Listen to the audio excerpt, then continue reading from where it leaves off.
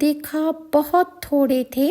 میں نے وجہ پوچھی تو کہا کہ غنی لوگ تو ابھی تک دروازوں پر حساب دے رہے ہیں اور عورتوں کو 2 سرخ چیزوں نے غافل کر دیا ہے، سونا اور ریشم۔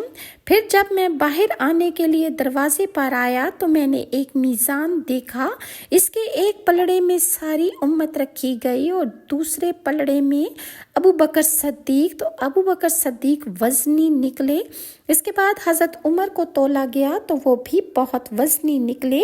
پھر باقی احباب بھی دکھائے گئے۔ حضرت عبد الرحمن بن عوف بعد میں آئے تو میں نے پوچھا کہ تو انہوں نے کہا کہ حضرت مال زیادہ ہونے کی وجہ سے میں حساب میں مشغول تھا۔